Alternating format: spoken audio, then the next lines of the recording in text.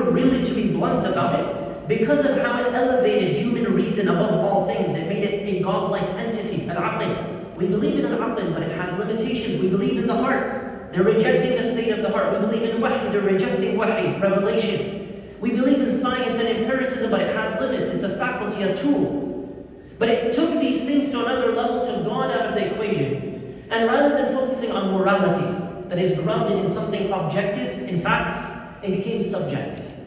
Whatever you desire, you can pursue. And if enough of you pursue it, you can turn it into policy. And if it becomes policy, you can spread it to more people and more generations and live by it. So in fact, if we were to be blunt about this moment of the Enlightenment in Europe and then around the world, it's actually an age of darkness. Morally speaking, it was one of the worst moments in terms of the loss of morality.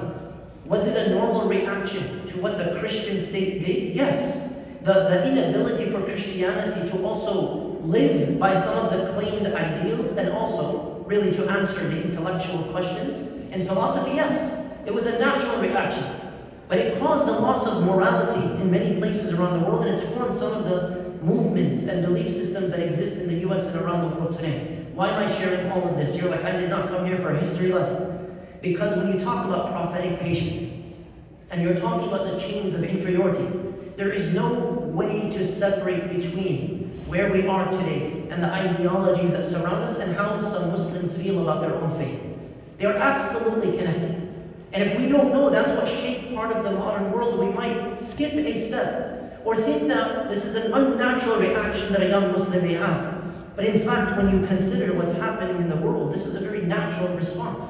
The second chain we have to pay attention to and break, again, these are the three sub-chains, is the chain of fragmented identity. And in short, this is the idea that a Muslim may feel. Muslim at home, Muslim at the mosque, but not really anywhere else. And there's a tension between different identities. There's a feeling of shame to tell a non-Muslim coworker or a classmate or someone online, I'm Muslim, especially if someone is not visibly Muslim. Muslim women who carry that through their obvious identity are carrying additional struggle, an additional social and spiritual jihad, especially in an age of Islamophobia, especially in an age of attacks and discrimination of different types. May Allah protect our sisters here and all around the world. Allahumma ameen. The third is the chain of silence. And we have to be very blunt about this. We already know silence in the face of oppression, when you have the ability to speak, becomes a form of oppression. If you have the ability to take action, you have a platform, you have the capacity, you have the language, you have the culture, you have the intellect, you have the skill set, you have the circumstances, and you don't use it, it could be considered a form of self-oppression. Oppression towards those who are suffering, and oppression towards the soul that deserves better.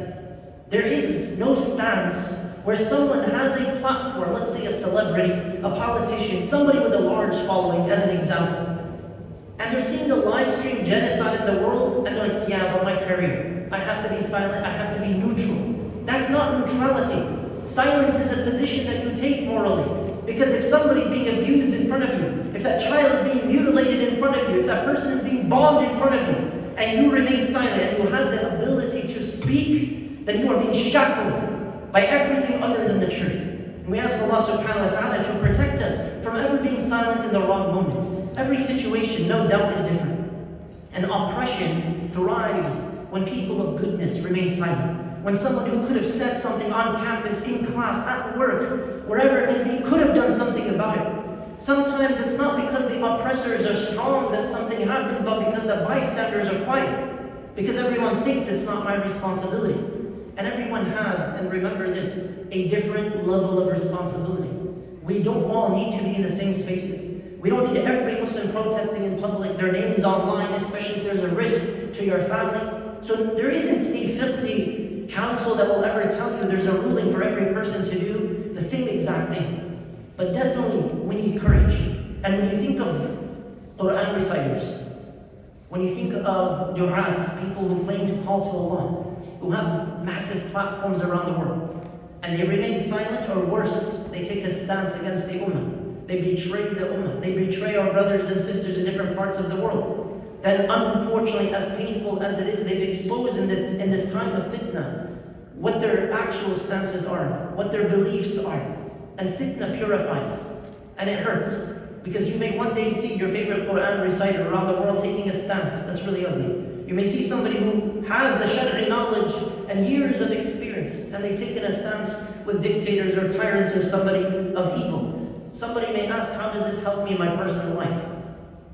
This looks like not just protest, but this looks like teaching your children how important as-sidq is, truth, in all situations.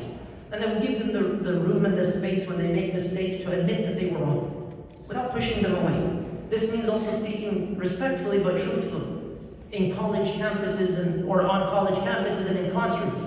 That when something wrong is stated, and you have the capacity to speak and you have the knowledge, then be confident, courageous about it. This means supporting justice with our wealth, with our time, with our resources. The Prophet ﷺ suffered so much.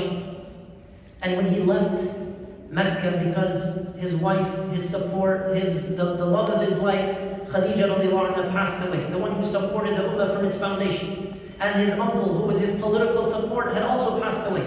And already they were being boycotted. They lost so much in that time. And before that, he had already buried 5 of his 6 children. The Prophet ﷺ overall buried 5 of his 6 children. The Prophet ﷺ lost so much. He goes to Ta'if to save the people of Ta'if, hoping they'll accept Islam. You know the story, they kicked them out, threw rocks at him. This is the Messenger ﷺ. Sometimes we wonder, why are people reacting so harshly to us being Muslim? Just existing is a problem for some people. Just being Muslim or being Palestinian or being this and that. The very existence becomes to other people a threat to their own identity, to their own comfort, to their own status quo. And the Prophet ﷺ flees for his life bleeding. And he makes that famous dua.